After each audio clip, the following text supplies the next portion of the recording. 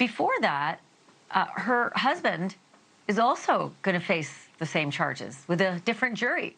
I wonder how that's going to unravel.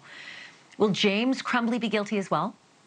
Will his lawyers claim, well, mom's already guilty, so there's nothing more to see here? Are moms automatically more guilty if a kid does something bad? Do the dads get a pass? Is this dad gonna walk? Or will he get the same fate?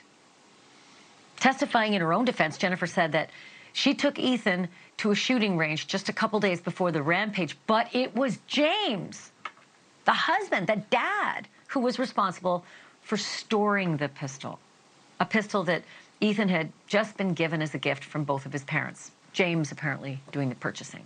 NewsNation's national correspondent Alex Caprariello joins me live now from the courthouse in Pontiac, Michigan. Okay, so look, we saw the clip. It is never the same on TV as it is when you're right there in the courtroom. So, Alex, take me into that courtroom for the moment that she heard that word, guilty, 4 times.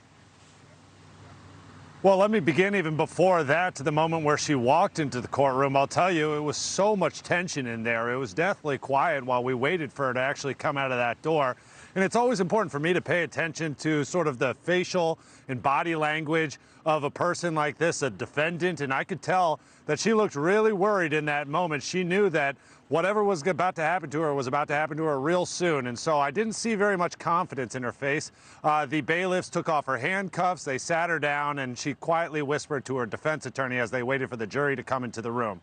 To your question now that the verdict is actually being read, you could just see the entire defense table deflate, both attorney and defendant. You saw Shannon Smith, the defense lawyer, actually push back from her seat and just kind of shake her head in disbelief. Jennifer Crumbley, as you pointed out in the video that we now have that close-up, you could really see her hang her head in dismay, keeping her eyes closed as each count came back guilty. And certainly it did not look as if she was very pleased at all when they put the cuffs right back on her, took her back into custody, where she will now wait until April 9th when the sentencing hearing actually happens. Not pleased, I get it. I wonder if she sort of came in there thinking, not a chance are they going to find me guilty. It's Ethan who did this. It wasn't me.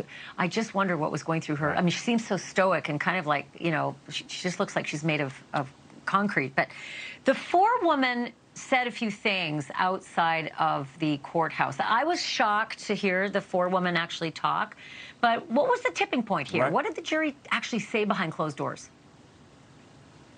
Well, it was really interesting hearing her thoughts because we get insight into what it was actually like behind closed doors. Every one of us always wonders what those conversations are actually like, and she actually filled in a lot of the blanks.